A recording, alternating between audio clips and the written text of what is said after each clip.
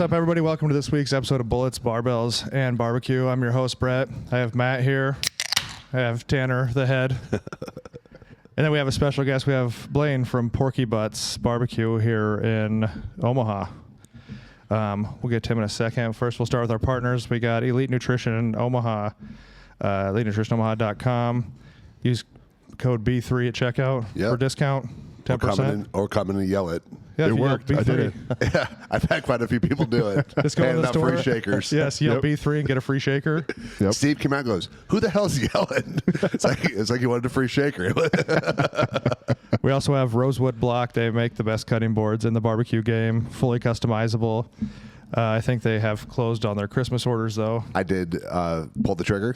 Yeah. Got the brisketeer. So proud of you. Like an adult. Yeah. Got the brisketeer.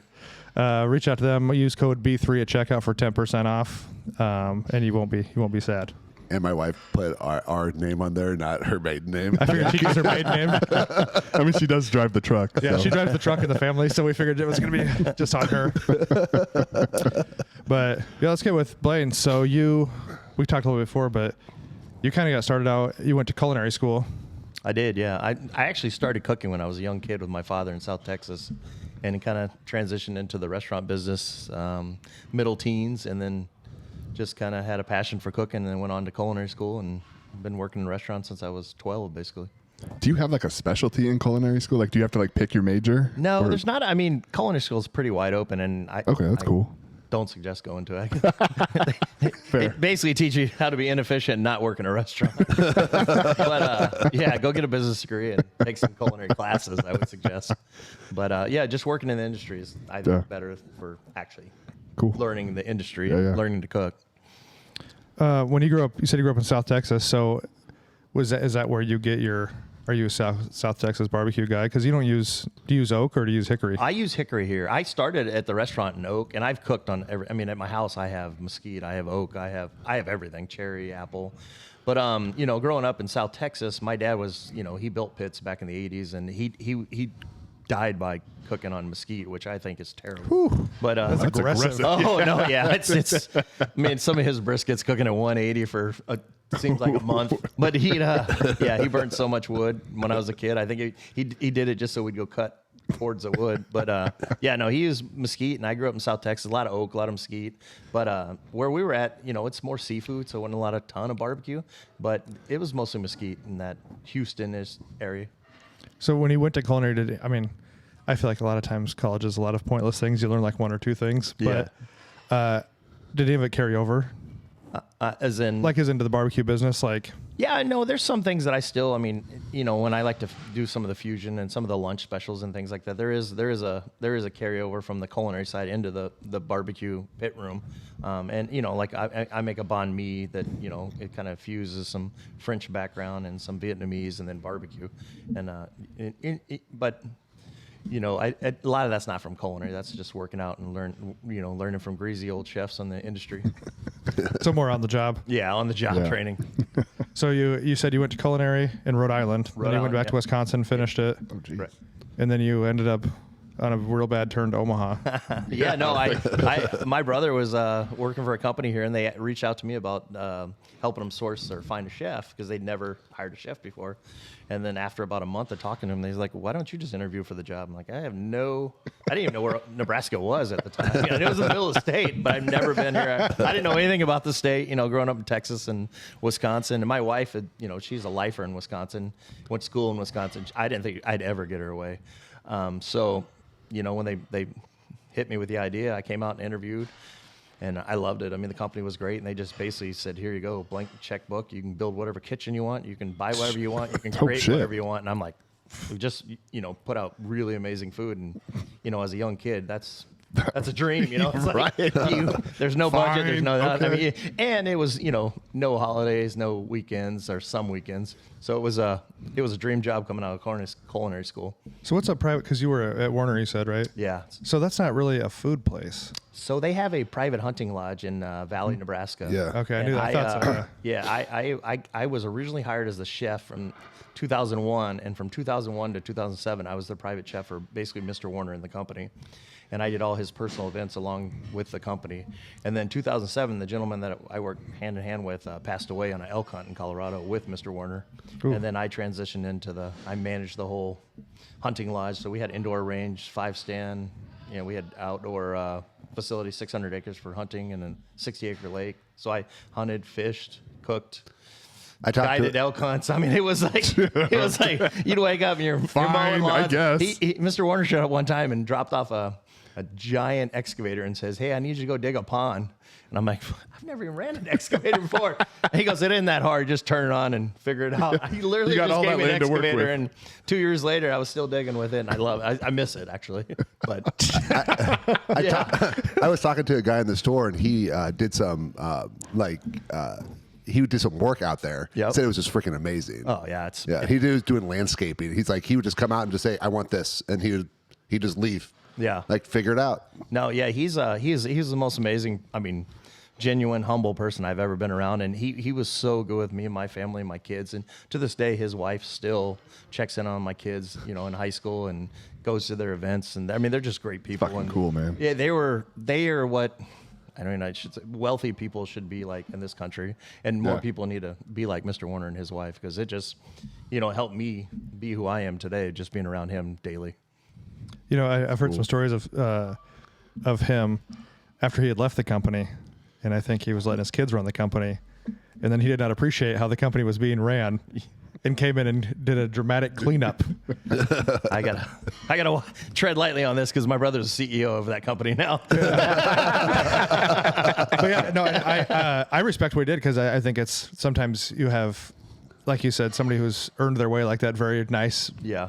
and maybe the kids don't always appreciate what it took to get there. And I think, I mean, you know, I don't want to speculate, but I think some of it was he just wanted to not get rid of them, but I think he just wanted to go a different direction, and he wanted to grow it more. Because I don't think people, when it's a family-ran public company, I don't think investors and people, and you know, respect the company as much. When if you bring in an outsider that is going to run it like a true business, because they did a great job. I had a great relationship with them all, and actually, there's a couple of them I still talk to this day, and one of them is actually one of the grandson-in-laws is my cooking partner in Competition Barbecue, so I still hang with them quite a bit, and that whole family's been great, and they're great for the community, and they do a ton for this community. Yes, Oh I do. yeah, I mean they're the world's largest trucking company, aren't they? they're not the world's largest, but they're one of the biggest truck companies in America.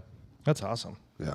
So Yeah, especially for somebody who started it. And I've heard nothing but good things about him. yeah, I Yeah. mean, it was Yeah. a great company, and it was. For leaving, it was crazy, because when I told them I was leaving, they said, "You have to stay till," because they have a big event where they bring all their customers. They literally made me stay for 4 more months before I could. So I opened Porkybutts 2 months late and paid rent for 2 months because I had stayed to work. And that company meant so much, and Mr. Warner meant so much that I wasn't gonna just bail on them, because Yeah. to this day they're still one of my best customers, and I love working with them, and I'd do anything for them. They called me today, and I'd go down and cook for Mr. Warner at any drop of a hat. That's awesome, man. Well, that's what we were talking about a little before. Of, you know, in business, when you treat people like family, Yeah. you know, you talked about your employees and stuff like that. I think you get a tremendous amount of return. Yeah, and Mr. Warner, I mean, he still, I mean, to the day when last day I was there, he was still mowing his own lawn. I mean, he was still weed eating. I mean, the guy's got, you know, more money than anything, and he still is just he putting in loves to work. get out and work and farm. And him and I chipped ice in his driveway. He had a heated driveway. Chipped ice in his driveway for 6 hours for a New Year's Eve party one time in Colorado, and I'm like, "Why don't you turn the heat on?" He's like, "It costs money." So him and I sat and chipped ice for hours, and I got in the house and I looked at my wife and I'm like, "What in the fuck?" I would have cranked that propane tank up so fast. So you're working for him. You decide to open Porkybutts. What was your? I mean, you hear a lot of the barbecue stories where they're like, "Oh, I was always cooking for my friends," and they're like, I "Oh, know. you know, like the guys you from make Helping the You I hear Barbecue." that every day. Yeah, because like I know the guys from Helping You Barbecue, and Yeah. they're like, "Well, we don't want a restaurant, but we'd like to help people out. Yeah. You know what I mean? So what made you decide to go? So in 13, I had a good friend here in Omaha that was kind of pushing me because I barbecued a lot, and he's like, "We got to get in a competition." I was like, "I don't want to do a competition." He kept saying, "We need to go out and travel and do some events," and I didn't want to do it, and I kept pushing back, and then finally I just said, "Screw it, let's do one," and then I got addicted. I competed 8 times in 13, and I competed again in 14. And then I said, I'm going to go start my own team. He said, you can have my team. And then 16 and 17, I started taking it real serious. And in 16, we won KCBS Team of the Year, and we won a couple big, trophies. And then in 17, we won, the American Royal King of Smoker. And then I started thinking at that point that, maybe I should capitalize on this. We have, 9,000 followers, and people are starting to recognize the brand. And my brother was the one pushing me. He really wanted me to, start my own business because he just wanted me to capitalize on it.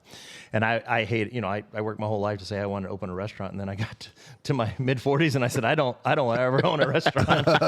And then just one day we woke up and I said, you know what, I'm not getting any younger. I might as well give it a shot. And we bought in, like I said, there was a place that had a 2-year lease left on it. We got in real cheap, opened the doors with basically nothing. There was smoker in there, and it's been growing and growing and growing, and we've been received by the Omaha community so well that there's no turning back now. We just remodeled and signed a big lease, and I think we're not going anywhere now. What are competitions like? Don't go. They're the most addictive thing. I mean, I got into competition barbecue because we all have a competitive spirit, and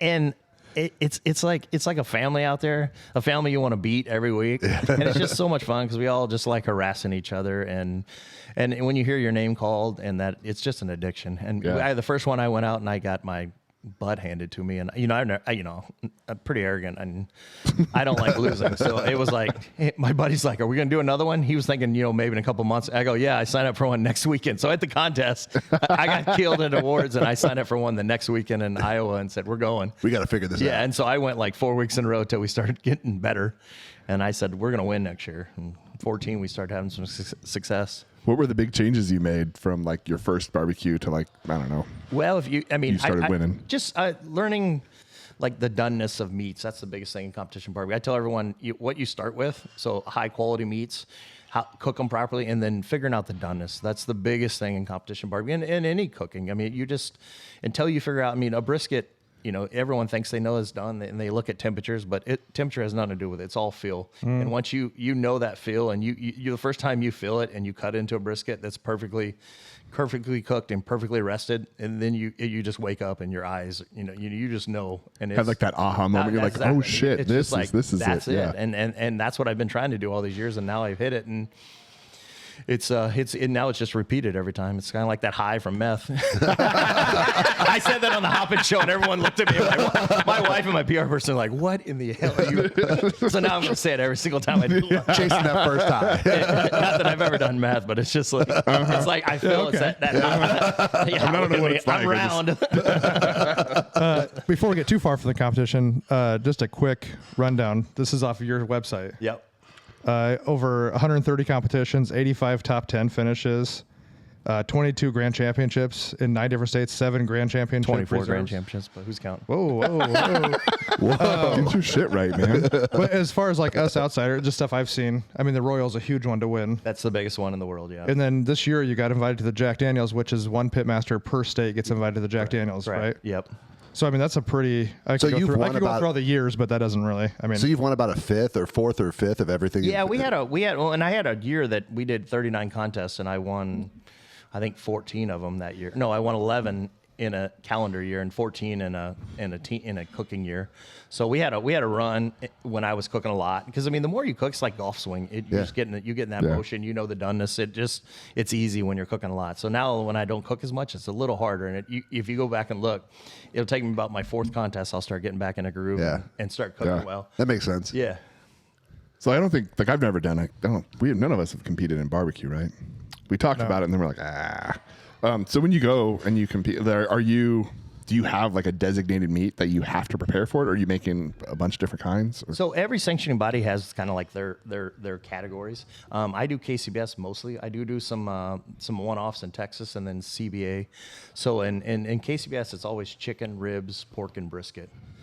So you have. Oh, so you got to make all those. You make like a You platter have to with make it. all those. If you don't have to make them, but if you want to be in for the grand championship, because it's a cumulative yeah. of the 4 categories. So if you want to go for the grand championship, you have to turn all 4 meats in. Gotcha. So you could win like gold in any one of those Yeah, oh, yeah, categories, for sure. essentially. Yeah. Okay. But I mean, if But who once you cares, travel right? there, Yeah. you're going there to win the GC. That's Yeah. That's You a want that run. total. And you don't have to be the best cook. You just have to be the most consistent. Yeah. I mean, you could go get 11th in all 4 categories and not get a call that day and win the contest. It happened to me, a guy. I took first in 2 categories with perfect scores, and I got reserve, and I'm looking around, going, What the fuck? this guy won. this guy? Yeah, a good friend of mine, Dave? actually. Yeah. And you talk about quality of meat, and I always tell people that too, because we talked before. I always use Snake River briskets, which I know you have a deal with Snake River and their beef ribs.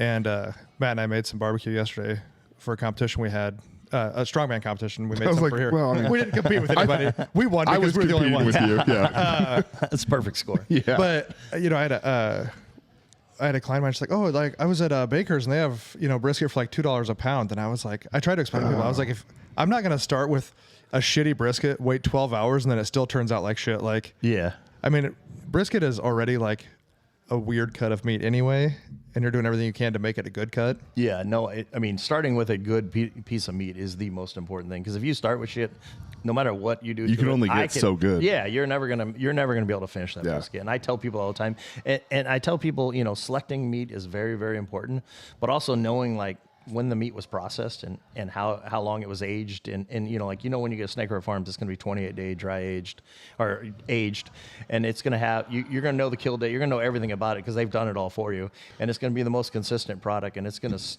what you finish with is going to it's going to be consistent every single time because the product they put on the table. We were talking a little bit earlier about Snake River. Like, do you go through them for just your beef pieces and like source pork elsewhere? Yeah, so I all my companies I source with or deal with, I've talked to and I've toured facilities, and I know kind of the nice, feeding yeah. programs. So especially on beef because it is very important. But we're pretty particular about what Yeah. we use for meats. We don't just buy whatever's cheap at whatever wholesaler or Yeah. Blane Hunter or Cisco or whoever's selling me. We definitely I spend a little bit of money on meat, and sometimes my wife bitches about it, but but I think you got to start with a good product, or you're never going to have a consistent product at the end. Yeah. I went to was at a bachelor party, I don't know, several weeks ago, and they were like, "Hey, we're bringing a brisket," and they brought it, and it was like the $1.99 Baker's thing, and I was like, "Oh no! All right, we're gonna give it a run." Yeah. So we just drank more, and it was great. Yeah. But yeah, it was definitely just, and I haven't like done a ton, probably like a year and a half worth of like real barbecue, but even like holding that versus holding something of like a real good quality, like even before it's cooked, you're like, oh yeah, this is different. Oh, Yeah, Brett could convince me to get a Snake River's brisket. I got one for Father's Day. I was like, oh God, I could never go back now. Now Yeah. you can't. It's addictive. Well, and so what's the lowest grade? Like, I always tell people the lowest I would go is like a Costco Prime.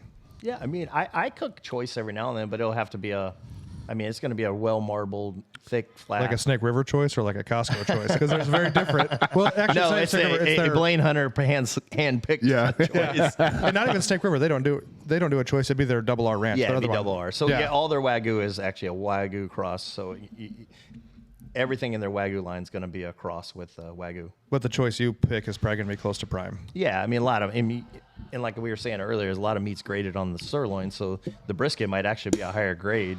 It's just not graded specifically. So you might have a lower grade because that's what they stamped on it, because that's what they found at the loin.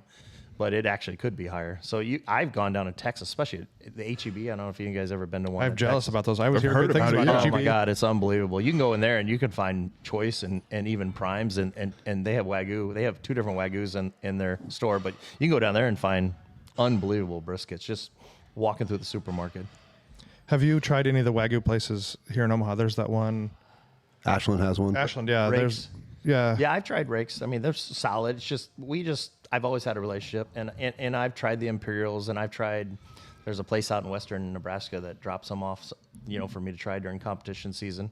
But just, we use so much. I mean, we go through about 150,000 pounds of brisket a year. So they're about the only Wagyu company that can supply me.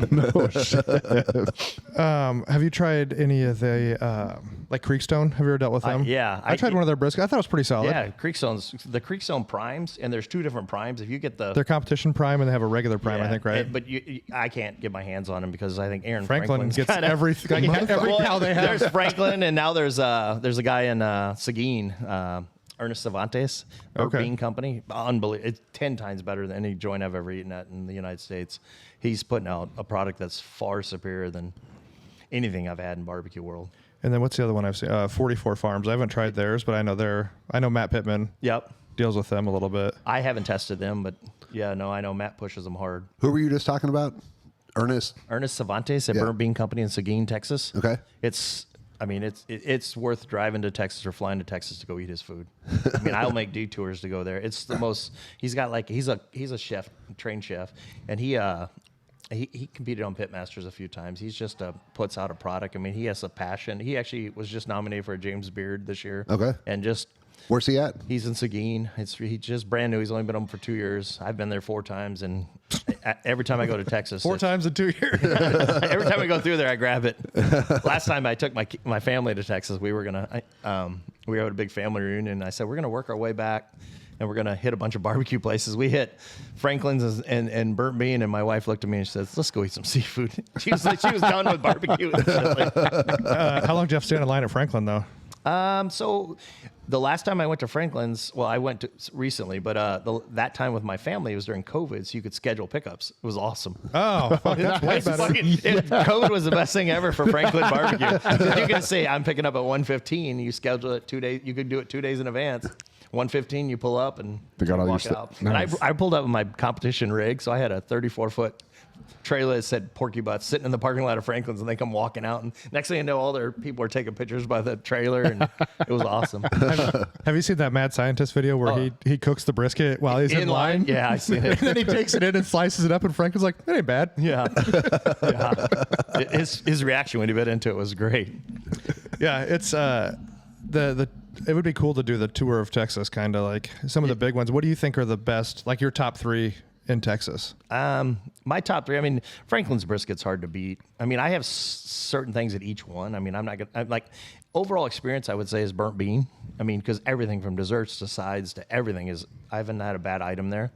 For items that I love to eat, Valentino's, they have a brisket taco that's like insane. Just like shredded brisket? No, it's sliced fatty brisket with a fried egg, and he hand presses the tortillas and cooks them in front of you. I mean, it's when I say legit. That's like an experience. Legit. Top. Yeah. And I've been trying to get because the guy that runs Mission Avenue here in town worked there, and he knows the whole process of that. And I said, dude, stop selling brisket. Sell the brisket taco. It's unbelievable. It's phenomenal taco, and it's probably one of my favorite barbecue experiences in all the United States, that taco. And then I would say, Ernest, and then Franklin's brisket is.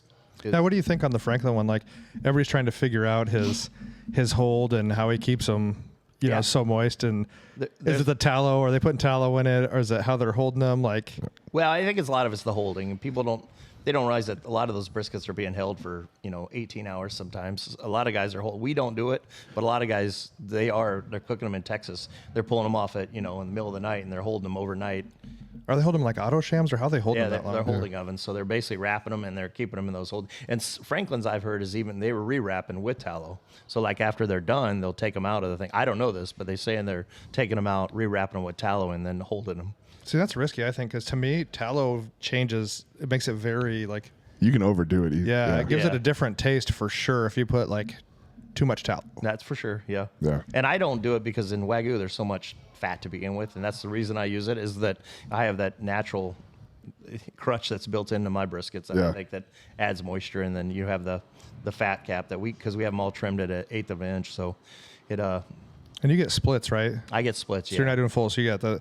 So for people who don't know, the dozens of our listeners, you have the flat at the point, and you're getting them split because you're doing burn ends. Burn ends, and I also do it just because otherwise, I mean, the labor to trim them all is just. And then your cook time's probably a little faster. A lot faster, yeah. And then like you said, we're doing burn ends, and we're basically 1-to-1 now, but there for a while we were it was creeping up to be almost 2-to-1 burn-ins to flats. So you don't do any fat side, you just do lean side brisket. Like, You can have it. So our points, we're cooking them whole Oh, and points. then So you you're- could technically, if people do it, then we have 2 or 3 guys that come in and they ask for a fatty, and they'll Okay. just slice the point for you. okay, I didn't know if you were just going right into burn ends or if you were kind of waiting. No, we don't cut the burn ends. We cut them all to order basically. So they're fresh when they come. So you could have sliced brisket, fatty brisket at Porkybutts. Do you think doing the splits changes the flavor or the cook kind of? Yeah, I mean it definitely. So on the flat, sometimes if there's not enough fat left on top of it, we do struggle with some.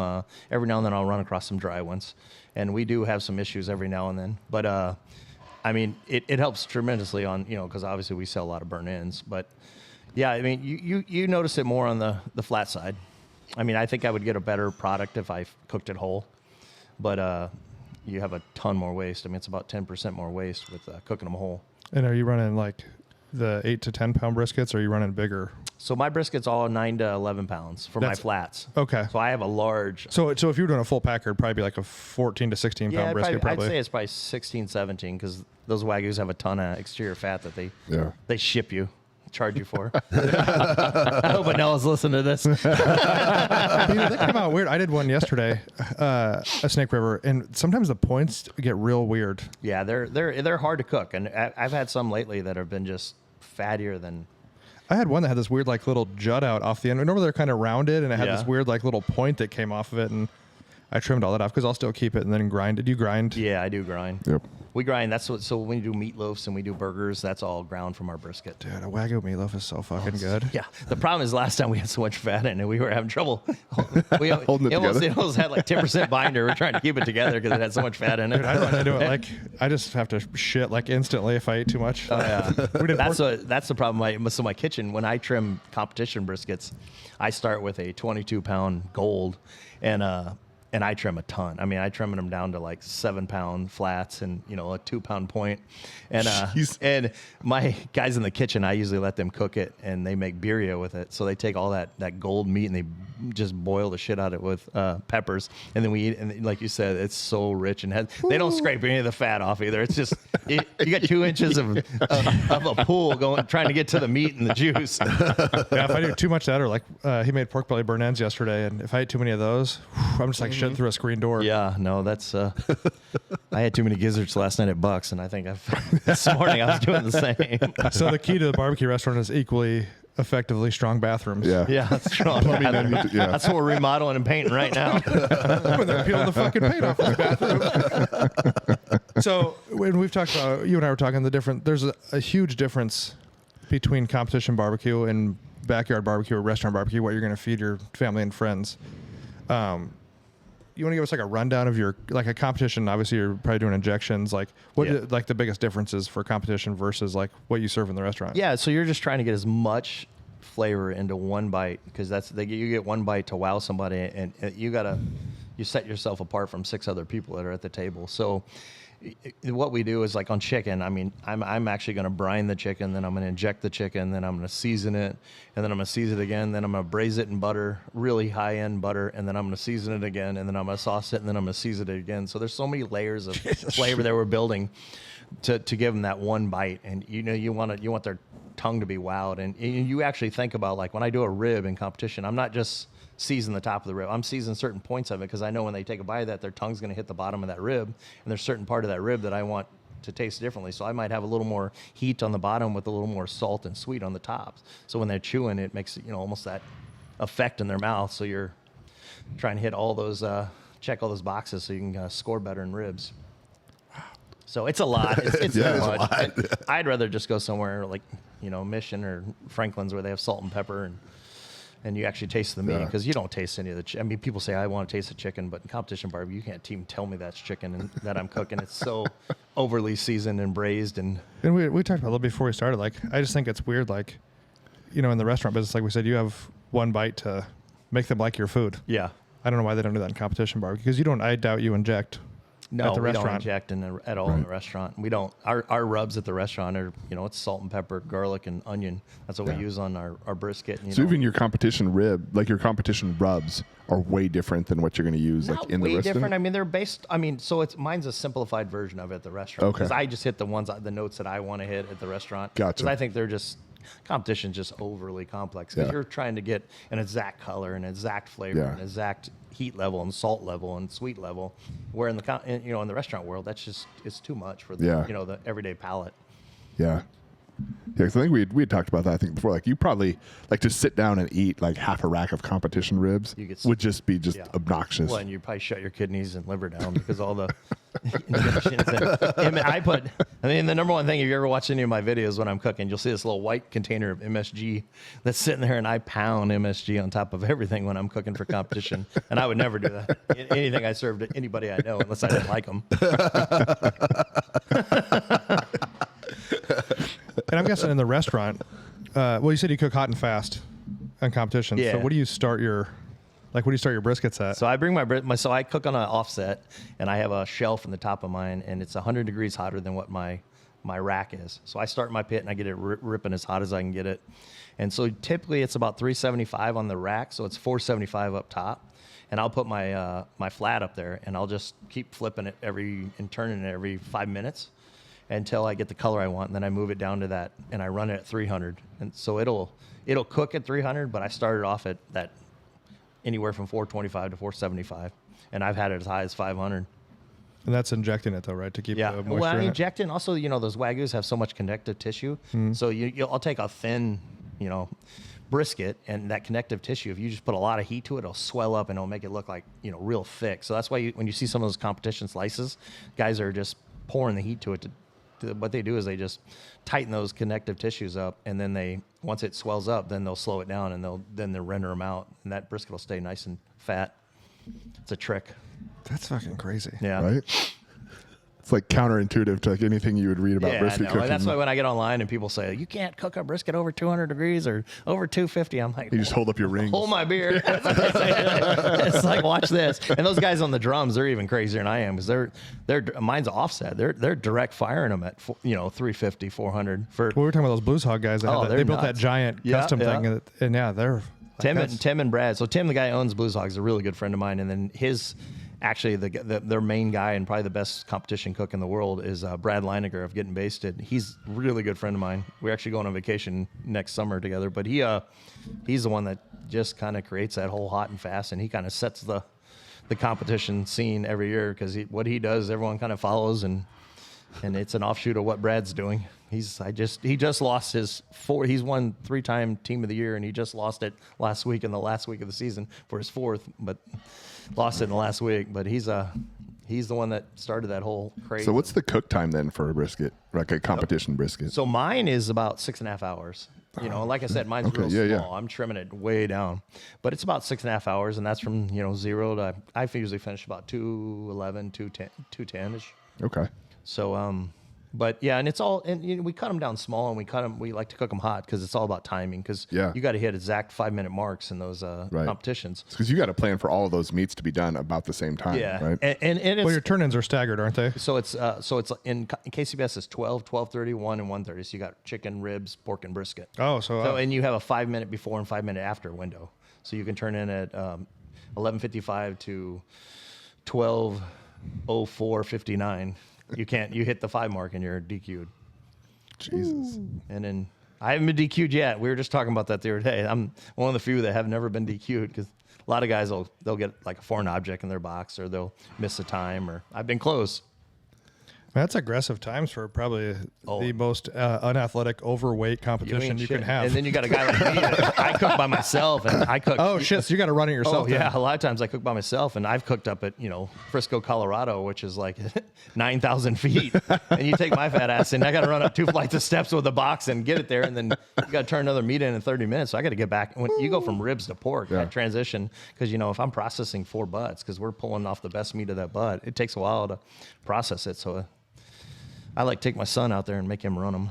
Because you have to have the right, and it's all about appearance too on the box. Yeah, Obviously, KCBS is a lot of appearance. it's that stupid green shit on the bottom. Yeah, it's dumber than shit. I hate. That's why I like cooking in Texas, because I cook the Houston Rodeo and the San Antonio Rodeo every year, and there's no garnish. That there's certain rules of what you can turn in there, and it's so much. It's better. I like it. I hate the garnish. I hate building boxes. It's dumb. Yeah, the garnishes are pretty. It's so lame. Seems stupid. We all got into barbecue because we don't like vegetables. Yeah. Right. Yeah. And you see, like I was telling you, I kind of got into watching, the Barbecue Pitmaster series. And what do you think of some of these guys who've made big names, but didn't really win much?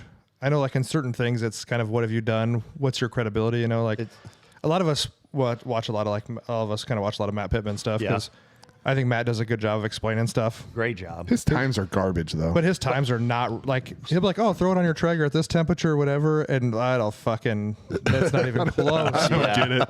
No, Matt Pittman, he didn't have a ton of success in competition barbecue, but he's a great cook and he's great with people, and he's a marketing genius. I mean, he's done a great job. And early on in like 16, I was at the Jack, and I was next to Malcolm Reed. And at the time, I was just gonna say Malcolm Reed was just like, he was doing competition barbecue and having a little success, but not a lot of great. And I was telling him, because he had that How to Barbecue Right before the big, YouTube and all that. And I'm like, why do you give it away for free, man? You should be selling that content. Don't be giving that away for free. And now he's got millions of followers and makes tons of money off of it. Now I see why he was giving away for free, and my dumbass was selling classes for $100. He's smart. Malcolm's an interesting guy to watch. Yeah, no, he does a great. I love his delivery and everything. Him and Heath Rouse is a really good friend of mine, and I think both of them do a great job. Actually, Heath, I just talked to him a couple weeks ago about coming up and teaching a class at my restaurant. I just hope Malcolm lives. Yeah. He is massive. Oh, he's a big human. And he actually is smaller than he used to be. I mean, he was... I thought the beard just made him look smaller. No, he used to be just... he looked like... Him and... Do you know Chad Ward from Traeger? Oh, yeah. So Chad, I used to call him the Tick because I always thought he was going to explode. He looked like... But he's lost some weight, too. I like Chad's videos where you can just hear him breathing mainly. It's when he's trying to do a Traeger. He used to have a podcast, and he'd interview me, and he had a Yeti cup full of ice, and he'd just get hammered. And he's sitting there, and the whole time, all you hear is him breathing the cup shaking. I love Chad. Chad's an awesome dude. I love going out and having cocktails with him. He's a character. Yeah, I kind of like watching the overweight guys because it's probably going to be good. Yeah, but they know how to eat. Yeah, because when I bought a green egg, and I was kind of looking around different videos, and that's where I came across Malcolm. Yeah, because he had some early where he's just in his backyard, and that's all he has is that green egg, and he's just like showing how to cook on it. Yeah, his delivery is just so smooth, and the way I always say that. The marbles in his mouth, because those Southern guys, they just deliver everything. You just believe everything they're saying, even though they might not know anything about barbecue. But God dang it, I want to run out and sounds like a brisket. It sounds like they do. Yeah. His was it the Burn Ends video where he's like, I don't usually go back for 2 on camera, but this time, I was like, man, you've gone back for 2 or 3. Yeah, you're not sharing that. Come on. So on restaurant, what's your day? When you're getting meat ready for the restaurant, how's your day run? So, typically we start at 4 a.m. We'll get in and we start wrapping briskets and pork from the night before. And how many are you usually making for a day? What's the It restaurant depends do? what the day of the week it is. We'll do as low as 25 on a Tuesday, and we'll do as high as 50 plus on a Saturday. It depends what catering's going out and what we're doing. But we cook anywhere from 150 to 250 briskets a week, and then, points, and then probably about 700 racks of ribs a week. So depending on the time of year, because sometimes during, coming up here in the holidays, and then right around graduation season. Graduation season at Porkybutts is absolutely just insanity. But we start at 4 and we kind of roll with the big meats, and then we move on to getting the turkeys and the ribs and all the stuff for lunch going, and then we start working on smoking beans and things like that. But it's pretty consistent. We go from about 4 to noon, and then the afternoon guys will come in around 11, and they run till about meat goes on. We're done about 7 o'clock for the pitmasters, and then it kind of transitions to the nighttime closing guys that kind of load the smoker right before they go home at 10 o'clock. So your pitmasters are probably never up front working, are they? No, and not. No, I currently have 2. I'd like to get 2 more, but yeah, you see them walking. They're both big, tall. They're big, tall guys, and they're both good dudes. I have one guy that I I didn't think was ever going to make it as a pitmaster. Now he's one of my favorite people at the restaurant, and he's turned into a really good pitmaster. But Now, are these like culinary guys or guys you've trained? no, I mean the one guy he's had kind of trouble pass, and I don't know that he's had a lot of restaurant experience. And then the other gentleman's just worked in restaurants his whole life. Didn't go to culinary school, but it knows a lot about cooking. And they do a good job. And you said you run rotisseries. Rotisseries, yep. Hickory wood. And I guess I should explain for people. It's not just like a rotisserie chicken thing like you see at Costco. It's just racks. Just racks. Like Racks the that motorized rotate racks through. that are going to kind Yeah. of go Now, around. where are you at on water pans? That's my question. Depends on what I'm cooking and where I'm cooking and what kind of temperature. I do them on my drums, and I do them in my Jambo has water in the bottom of it, and my rotisseries actually have water in the bottom. And the rotisseries, I run water in them, not that it affects the moisture level or anything, but it's more or less just the cleanup. It keeps the bottom and the grease and everything. It's easy to just dump it. But on my offsets, I do like water pans. I put one by the firebox, and I put water in the bottom of my smoker just for a little added moisture, because I cook so hot too, so that kind of helps. I like I use them. I just have a Traeger, like a Timberline. Yeah. But I always use a water pan with my briskets, Okay. and I'll put it right under. But then I also put in some Crown Royal maple, Nice. and with it with like 64 ounces of hot water. Do you still have all those little shooters? Yeah, I still have it used the other day. He bought me because so they quit making the maple. I started using this maple, and I was like, oh, this is kind of cool. It kind of just adds a little, to it. And then they quit making it, and Matt went and found me like every shooter that was available in Omaha. We had like 60 of them. So- Went into some gas station. We're like, hey, do you have those shooters? I'm like, yeah, we got this box of them. We'll take them. Yeah, to me, I think it adds a little moisture to it. Maybe it's just in my head, but I don't know. Yeah, as long as you like it at the end, that's all Yeah. that matters. And then are you a fat side up or fat side down on brisket? It depends on people ask me this question all the time. It depends where the heat source is coming from. So, I mean, I like to block heat with fat. So if I'm cooking on a drum, it's going to be fat side down. If I'm cooking on an offset, it's a lot of times fat side up. And in competition, it's always going to be fat side down, because it's all about in competition, it's all about how pretty it is. So we're trying to get a beauty, because we're actually slicing it upside down, so the fat would be on the bottom. So I always hear that where the heat source comes from. So with a pellet, what do you consider the heat source? Because it's I like would convection. So is it? Yeah, no, I would still, wherever the hottest point is, and like on the Traegers, wherever that hot pot is, I would probably put the fat towards that.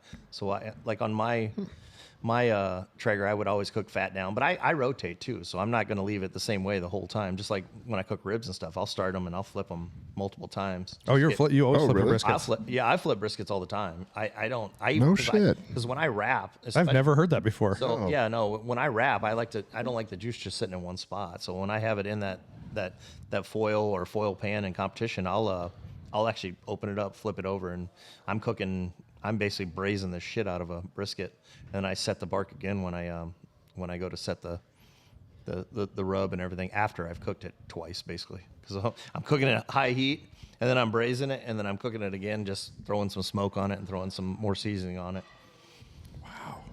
No shit. Layering, man, that's the key.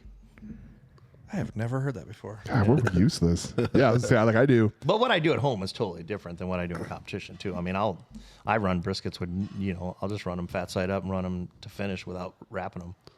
Oh, so you don't even wrap when you're at home? I don't do the same thing every time. You're asking. Oh. I mean, if you think you ask my cooking partner, he's like, what the fuck are you doing? He's cooking me, 100 times. He's like, I'll change something every time just because I get bored and I like to try different things all the time. But I mean, at home sometimes I'll cook start to finish ribs and brisket. I've cooked ribs at high heat in my pizza oven just to see what they do. And sure. Yeah, no, I like changing it up. I don't do it the exact same every time.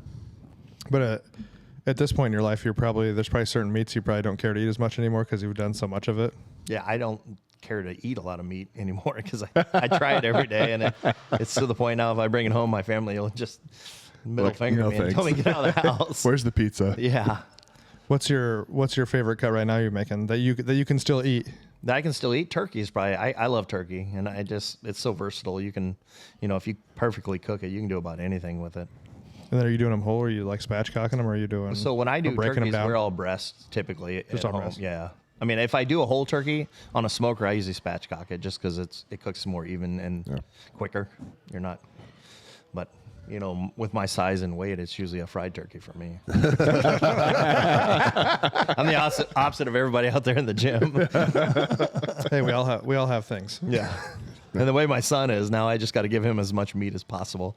He's lifting and eating. He just eats so much food anymore. How old is he? Yeah. He's 17. He's gonna be a senior that's next year. great. Just like, Yeah, you can eat pretty much whatever you want. I know It's and fine. He Yeah. does. Like I used to have his football. It's a bunch of. He's got 10 buddies that play with him, and they come over on Thursday before the games. And I had him over one night, and I made T-bones, and I had 16-ounce T-bones, and this kid ate 2 of them. I'm like, what in the fuck? Where are you putting all this meat? That's But they awesome. just plow through, Right? And my T-bone on top of it. We used to, when we were in high school, Thursdays before games, obviously just like a no pads day, when we would go to this place called the Danish Inn, and they had all you could eat like seafood and prime rib. Obviously, it was top quality prime rib. Totally. Definitely prime. And we'd go there and eat, and we'd always do it. So we did it before like the scrimmage every year too, just the high school scrimmage. And then we had to run the ladder after the scrimmage. That was always the thing. And everybody's just like throwing up everything they just ate. Just prime rib and seafood. We actually got kicked out of there because we ate too much. Yeah, those boys can put down food. Right? So what year did you start your restaurant? 2019. So we just hit the 4-year mark. How was 2020? 2020, I mean, we fared very, very well because barbecue travels and we do a lot of family packs. So our carryout business was thriving during COVID. We had half as many employees, and we didn't have to service the dining room. So it was actually, it killed our catering business. We had no catering, obviously, but I mean, we did fine and we didn't have any issue. And I got every employee that wanted to stay employed stayed with the company, and we didn't have any outbreaks or anything. We were pretty lucky. I mean, there was a lot of restaurants that weren't so lucky, and we fared pretty well during the whole. That's cool. Barbecue does carry well. Carry well, yeah. And it does. and during, I have a buddy that's been in the business 14 years, and he says, barbecue is the only restaurant that's recession proof. He said it because it's a lot of family meals and it's it's home cooking basically. Yeah, home style. Yeah, people love to eat it, so it just. Yeah. Have you tried like very opinionated about it though? I think in the barbecue business, I think it's almost it'd be hard to be offended by some people because they just don't like certain like your flavors. Yeah. Maybe. It's probably hard to be offended. Obviously, you don't want customers to leave, but I mean, there's so many different. ways everybody to do has a barbecue. different idea Yeah. of what good ribs are, what good brisket is, and Yeah. some people want sauce, some people don't want sauce, people want pepper, some people want fatty brisket, lean brisket, and you don't have to like everything. Like, I don't like everything. I mean, I always use the analogy that I went to the French Laundry, which I think is one of the best restaurants in the world, and I had 11-course meal, and there was a course I didn't like, but I didn't hate the restaurant, and I never beat up on the restaurant just because I didn't Yeah. like one of the courses. Right. You can go to a barbecue place and not like the ribs, but love the pork, and it's not a shitty barbecue restaurant. Yeah. You know? Well, that's what we were talking about earlier. Like some of these groups, and every city has them. Omaha has them. These like Omaha food lovers and this and that. And I was like, well, who the fuck gives you the qualifications to say what's good or not? Right. We were talking about like even like here when we host like a competition or we put one on, everybody has like some kind of fucking opinion, and I'm like, oh, how did your competition go? Oh, you've never fucking put one on before. You don't have the place to do it. You don't have the equipment to do Yeah. it. Like, shut the fuck up. Yeah. Like, No- and I always give every restaurant like 2 shots. And I have way better things to do than go online and talk shit. But I'll always give a restaurant 2 shots. And then if somebody asks me like, oh, hey, did you go try this place? And I'll be like, yeah, it was like this and this. Like this was good, but this was bad. Or I'll be like, this place was dog shit. I ate there twice. Yeah. But I always give everybody 2 shots. But like, also, I'm not going to go blow somebody up on the internet unless like they were like the worst thing ever. And I've still probably never done that. Yeah, and I always say that. I mean, you don't have to. I mean, just because you don't like something doesn't mean you have to go blow them up. Yeah, you don't have to just- shit on Right. it. You don't have to shit on it because that's Everyone's people's got different livelihoods, tastes, and yeah. that's somebody that put a lot of time and effort into that. Right. And you never know; they could have been having a bad day. You could have a bad run of meat. You could have had an issue with us. I mean, there's so many variables in a restaurant that I get it if the service is and someone's absolutely rude and treats Yeah. you like shit. But food is so inconsistent, and to find someone with a passion to create the exact same thing you do every single day, and we serve thousands of people a day, so it's Right. it's hard to recreate that Yeah, that you can get experience over and 95% over. of them. You can't get all of them. No, you're It's not going to gonna get them happen. all. And I like hearing it when if something's off, just come to me and personally say it, and that way no one else gets that same brisket, because I mean, every brisket, everyone comes off that day is not going to be perfect. And Right. if there's one bad, I want to get it out of the rotation so someone else doesn't have it. So, Yeah. don't go be a keyboard warrior and just come to Right. me straight face and say, hey, it's bad, and I'll go try it, and I'll agree with you. Yeah, You that's know? one of the things I like about doing barbecue, because like I get to play around with stuff that I like, and I'll share with people. And if you don't like it, fuck off, man. I made it for me. Like, I'm sharing it with you if you want it. And I so, wish I could put that on a shirt. Fuck off. I made it for me. and so I like to go to, so I'm on a volunteer fire department, and like I take stuff down there and experiment with them, and they're fucking ruthless. And so they'll give like really good, and some of it's good, and some of it's just like, okay, well, you can just fuck off. Yeah. But it's nice because like I want to make a whole brisket, but I don't need to eat a whole brisket by myself. So you can like make all this stuff and share. can. Well, I could. Yeah, can and should are very, very different. But it's cool to go and so, yeah, I like it because I don't like saucy ribs that are real soft, fall off the bone. Like I want some meat to chew on and stuff. So like that's what I'm gonna make. And if you don't like it, well, I guess I don't have a restaurant. I'm not like competing. So it's like this is what I like. So I'll share it if you want it. Cool. If not, yeah. Yeah. All right, so my wife always gives me shit because I only cook meat and I don't cook sides. So what? You don't need sides. Well, what sides do you have?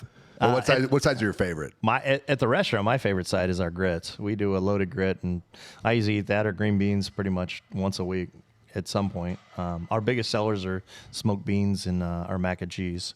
I mean, those are both solid. I've had both. they're our smoked beans. We sell a lot of. I don't eat grits. It's a texture thing. Yeah, I do like grits, but they have to be like slathered in shit to make them good. Yeah, ours are pretty. They're a carrier. Ours aren't ours are sour cream and chicken stock and bacon and cheese. Grits are just a carrier of all the other good stuff. Yeah. When Amber and I are out, she gets grits with butter. I was like, that is just like chunky butter. That's all you're eating. Yeah. Same thing for chips. Like chips are just a vessel to put things in your mouth. But you can have a good chip. Our fried chips are fresh, and we use our rib rub on them. So it's got a little sugar and it's got a little like salt in it and some paprika, and you taste it when you eat the chip, and I love them. Slaw. What's that? Slaw. We do a traditional slaw, but we add some of our rub and apples, Granny Smith apples, so we call it an apple slaw. So it adds a little tartness to it. Now, are these your own custom rubs, or using somebody else's, like a meat church or something like that? No, it's my own custom. Okay. Yeah, and I mean it's an offshoot of like a rub that I've kind of used in competition, but it's my own version of it. That we've engineered. Then you guys do you sell your rubs too? Then we don't. I need to, and that's one you're thing. a real piece of shit not doing that. So I know, and that's the one thing. My wife is, but every time I say that I'm gonna start doing rubs and injections and some of the competition stuff, it's like all hell breaks loose, and the next thing I know, I'm in the restaurant 6 days a week again. And so it's like every time I start, it just because it's a process developing the rub. Yeah, and I think the rubs and sauces are quick, easy ones for customers because they're right there, like, oh, I really like this sauce. Because I'm sure they always ask. We sell our sauce. Yeah, it is sold, but we don't do the rubs yet just because of the packaging and labeling and. Sure. I mean, and I've talked about selling my rubs or my sauces in stores, but we have just like a generic UPC on the back, so I'd have to actually invest and get one and make it legit. You have to go to GS1. Yeah, I'll help you with that. With the restaurant, how was that with like barbecue with your pits? Because I know like the inspections and stuff like that are crazy. How do they do with pits on that? Like, it's just the exterior cleaning of the pit. They don't do much looking inside or anything. They give us more hell on the fire side for exhaust and things like that, the makeup air. That was one of the reasons I think that a lot of restaurants, and that's why Tire Texan went away, and some of them will go away, is just because the city of Omaha is so terrible on their some of their makeup air rules, and you have to have 100% makeup air. So to actually put an exhaust system over an interior smoker, it's so expensive that you just really can't make it work. oh, so yours are interior. You're not smoking outside. I have 3 smokers built into the restaurant, and then I have one outside that I bring in for temporary, like when we have big events and weekends and things like that. So we can cook up to like 4,000 pounds at a time, if need. And those are all like stick burners. Though, All right? of them stick burners. Yeah, they're all old hickories. Like the one outside runs on propane, and then the ones inside have a gas assist. So, but we run them. They're primarily ran by hickory. Where do you source that much hickory? It's a gentleman out of West Point. Delivers it. He pretty much does all the wood in the city of Omaha for all your pizza places. He does all the oak and hickory, but there's a couple places here in town that do it. And those old hickories, they don't go above 275, right? Or don't they? Yeah, they have a high limit at 300, but I've never taken over 275 because they cook and they have fan system. But if you get inside, I've actually gone inside of them and cleaned them. When you get inside of them, up at the top, when that top area, it's cooking about 25 degrees hotter than down at where the thermometer is. So you're actually probably technically cooking at 300 for the 2 seconds that it rotisses up on top. So that's why if you ever your belt or something breaks and it just stops, or your chain comes off, whatever's on that top rack you could burn it up pretty quick. That's great. And then what do you have on do you have an old hickory on your competition trailer? Is that what you're? Well, you're running hot, so you're not running a Hickory. You're running a Jambo, or I have a Jambo, yeah. So I run. I have a trailer model Jambo, and then I have a porch model Jambo on my competition trailer that I travel with. He's been making those pits forever. I remember when he was on BBQ Pitmasters competing. He's actually, when I toured Snake River Farms, I went with him and a guy out of Oklahoma, and Jamie's a character, man. I had so much because he's fun. out of Texas also, right? He is, yeah. He's out of Texas. He's actually making me another one right now. It should be done next month. That's awesome. He's been in the game for a long time making those pits. And they're pretty. His pits are pretty. And they're well built. I mean, there's a lot of, they call them Jambo clones or Mickey Mouse Jambos. He has a lot of names for them that are not appropriate. But there's a lot of people that copy him, and they do a good job, but they just don't build them as well as his. His just hold up over the time, and they just... And the first time I ever talked to him about how he designed them, we were sitting there just shooting the shit. I said, how'd you get the airflow just perfectly? Because it's pretty much end-to-end perfect.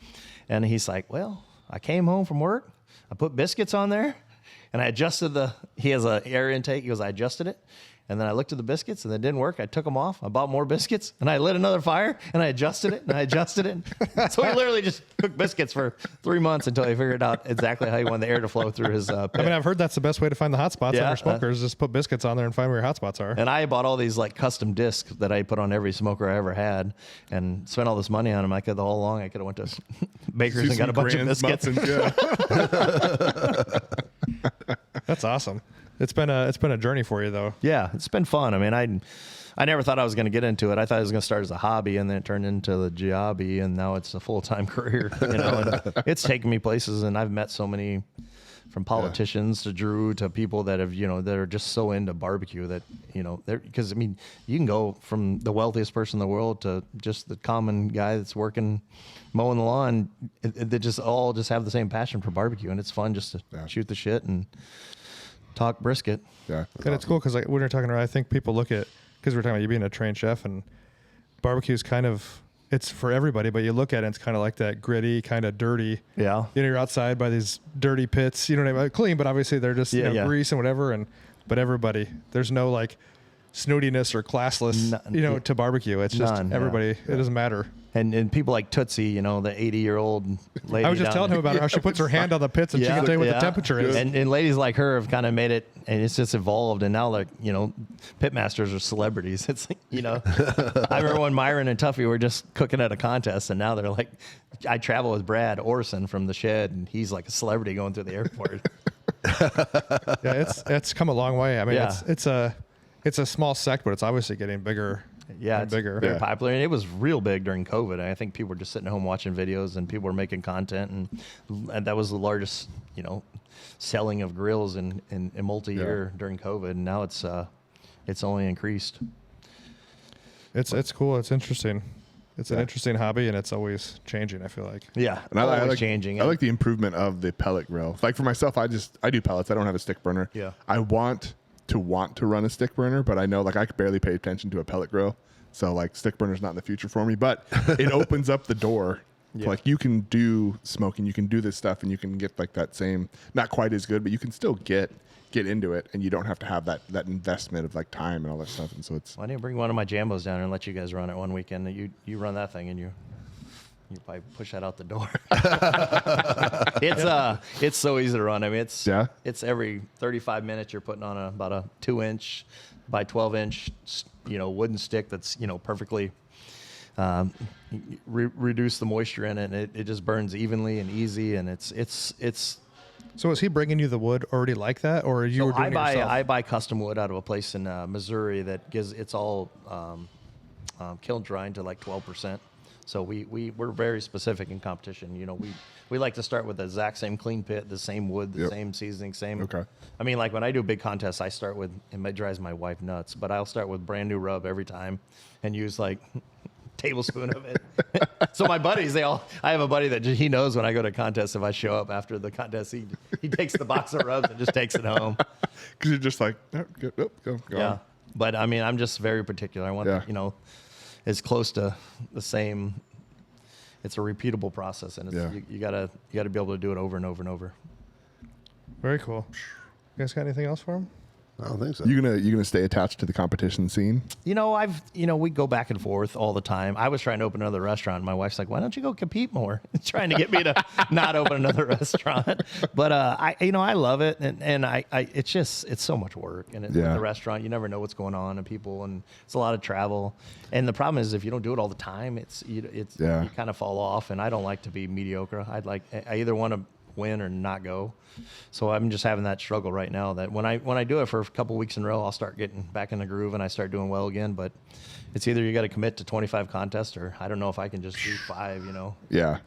But we go back and forth every week, like where I'm at in life. And with my son being a senior and my daughter being a freshman, she's playing softball, so I don't want to miss. That's a full-time sport. Yeah, right? That's a full-time job right there. Well, it's not as big as her acting right now. She's in the Christmas Carol. Oh God, here in Omaha, and it's every single night for 3 hours, and then she has 31 shows coming up from 31. Oh, it's a great show. One of my old clients played Bob Cratchit back in the day. Oh, really? And he might still be a part of it. I don't know. Yeah, no, it's a cool show though. Yeah, it's a great show. I see it 5 to 10 times a year. This is her 3rd year in it, so. But I love it. That's really cool. That's awesome. And is it still at the Omaha Playhouse? Yep, still at the Omaha Playhouse, and still. You can make the rubs instead of opening another restaurant. No, that's what my wife said too. Well, and I built a room over at my restaurant that it's a private. It was supposed to be a classroom for teaching classes, but I haven't taught a class there yet. And I keep saying I'm going to, and I never get around time. And when I do schedule something, it kind of, it's all hell breaks loose at the restaurant, and we're back to working, and it just kind of falls through. Yeah, I think having two restaurants sounds like freaking. Oh, it's just a nightmare. One has to be hard enough. Yeah, it's hard enough, and if you're better off just running one well than really well. That's why I think just having like we did here, like one great location, and people will travel. Yeah. I think it becomes a destination. Well, like we were talking about Texas. There's only one Franklin barbecue. There's only one Snow's barbecue. There's only one. I think barbecue Tootsie. seems to be one of the few like restaurants where it's like you can be. Just say open until it's gone. Yeah. And people are like, fuck yeah, let's go. And a lot of other places are like, no, I don't want to go then. But barbecue, like, yeah, let's go. Man. But the majority of my 1-star reviews is because somebody didn't get something. We ran out of something, or we don't know how to run a restaurant because we were out of brisket. Actually, that's some of the times where you get the best stuff is when they run out and you're like, hey, I was going to go here for the, burn ends or whatever. And you end up with something, like you end up with turkey, which I would never order. And then it's like, oh shit, that was good. Yeah, smoked turkey is so fucking good. I think our smoked turkey is phenomenal. Are you guys open today? Or are you guys still closed? We're still closed. We open back up on Tuesday. Well, let's talk. I want to go eat. I know. I'm hungry now. Yeah. So you open back up on Tuesday. Tuesday, yeah. After we're actually, I'm heading. They're actually probably started already, but we're putting everything back together today. So when this airs, they'll be open. Yeah. And where's your location at? It's 156 in Maple. Okay. That's pretty awesome. Yeah. Come visit. Ask for Blane Monroe. Is there a good story to this? Well, so there for a while when I was the only pitmaster at the beginning, I had a lot of people like, people know me from competition and just people that want to talk barbecue come through and they kept asking, can I talk to Blane? Can I talk to Blane? I was trying to load smoker and I'd have blood on me and every 5 minutes they grabbed me to go in the back. And finally I said, hey, can we just come up with a system that they have to ask for Blane Monroe. Monroe's my middle name. So I was like, you have to ask for Blane Monroe. And we don't tell anyone this. And my manager keeps it pretty secret. And then I just said here that. You're like, shit, I want to tell people coming out and say Blane Monroe. Don't worry, that name will be changed. That's the rule. That person's here to actually talk to him. Because I try to make my rounds, but it's just so hard. We're always gotta be, yeah. And I'm usually disgusting. And, especially after we load the meat on Thursday or Friday and Saturday, I'll have blood from one end to the other. Yeah. So what side of the road are you on at 156 Maple? So we're on the northeast corner of, you know where Tanner's is? Yep. We face Tanner's. We're right next to Retro Rewind. There's that Goodwill back there, too. Yep, Goodwill. You kind of come in by the Goodwill, don't you? Yeah, have to come and there's in. a dance studio right behind us, and then right next to us is Retro Rewind, and we're in a little strip mall. So if someone's coming in there for the first time, what should they get? Man, I always tell everyone to get the Porky Platter. If you bring a group, but it gets a third pound of all our meats. One of our sausage. You get 3 sides with it, and if you 6 accepted. people, So a group or any of us? a group, by themselves? or one of you guys. Are you making your own sausage, or do you? So we have a company in Texas make it. Slavaceks. They make our sausage. I met with a guy this week that's we're talking about producing our own because it's been a little inconsistent lately, and I want to get to a more of a traditional. Will you make it in house though, or you'll have them make it for you? We can't. I bought the sausage machine. I bought everything to do it. We just don't have the capacity to. I mean, we're serving 15,000 pounds of our regular sausage a year, and I thought I could make that much, and I just realized that I need a production facility. It's just like our potato salad has overtaken our life, and we're doing 400 pounds of potato salad a week, and we were cutting it by hand up until about a month, 2 months ago. And I had 2 full-time people. That's all they did was make. How many fingers were lost in this process? None, but well, they have a press, so they cut them and then they press. But Yeah, I but finally still, found a that's a machine lot of freaking work. that actually dices potatoes, but it's still just. It's a lot. I mean, in the consistency kind of, cooking that much potatoes is you can't consistently cook them unless you have the same person do it every single time. Yeah.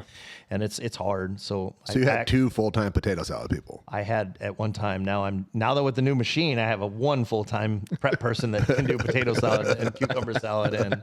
See, I don't think people coleslaw. understand when you're running a restaurant or running a business. Like they're just like, oh, potato salad just magically appears. Right. You have a full-time employee to make one. Right. salad. Yeah, and we just with my chef background and my potato salad's totally different than most people's, and it's. I've had people say it's the best potato salad I ever had, and I had an 80-year-old man pull me out in the dining room one time and tell me that I make the worst, because your meat is amazing, but your potato salad is the worst dog shit I've ever had in my life. And I couldn't stop laughing. the guy's just screaming my ass off. He goes, "I'll have my wife show you how to make potato salad, because this is shit. Because it's a red potato. It's got dried mustard and tarragon, a lot of stuff that's not typically in potato salad. It's kind of chefy, and but I love it.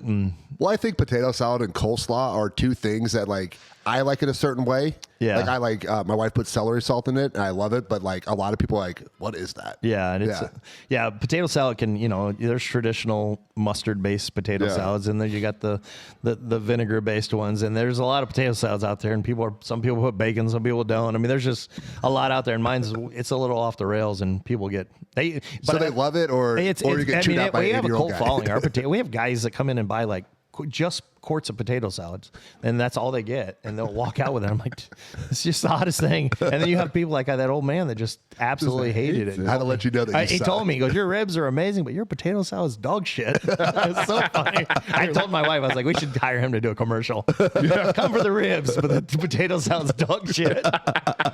She hates all my marketing ideas. Well, that sounds like another good shirt idea. Well, I have a bumper sticker idea, but she won't let me do it. I want to make a whole butt sandwich and say, I ate the whole butt at Porkybutts. She won't let me do it. Nice. Hey, if you're not pissing people off with marketing, you're doing it wrong. You got to piss at least some people off. Well, the nice thing is that guy probably doesn't use social media, so at least he wasn't on one of those groups talking shit. He's too old. Yeah. That'd be a good review, though. I mean, if you did go on, it's like, hey, ribs are great, potato salad sucked. You're like, I'd be like, oh, I'm going to go try the ribs, and I'll probably try the potato salad, too. It's like, how bad is it? We got a bad review about our meatloaf here. Yeah, you did. Yeah.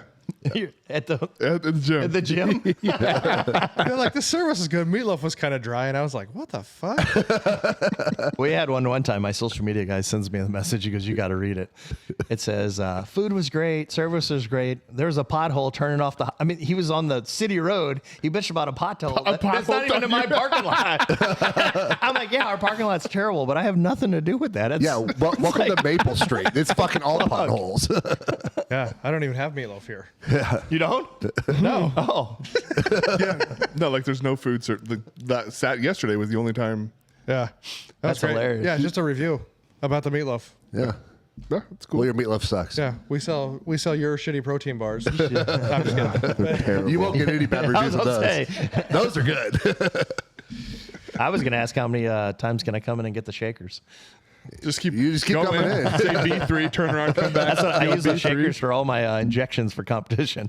Oh, you can have them. Yeah, we'll get you a few. You just got to put it on the. You got to have it sitting there when you win. Deal. Okay. All right, man. We appreciate you coming down. It was a good time. Yeah. Learned a lot. Yeah. Did we? Yeah, kind of. I mean, I did. You learned that Tanner's wife drives a pickup and he doesn't. Yeah. Yep.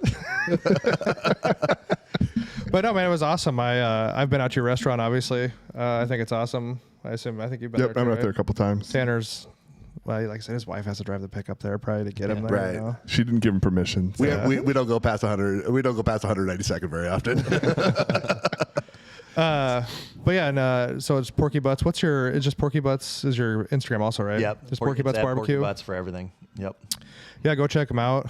You won't be let down. Obviously, you said they're back open Tuesday. What days you guys closed? We close on Mondays. Just Mondays. Yeah. So Tuesday through Sunday, because some barbecue joints are not open on Sunday. Yeah. Which, I mean, I'd like to. That's like the best times I have That's a great to go day places. for us. We love Sundays. The church crowd and the sporting crowd in the wintertime. It's just, and Sundays is a solid business day.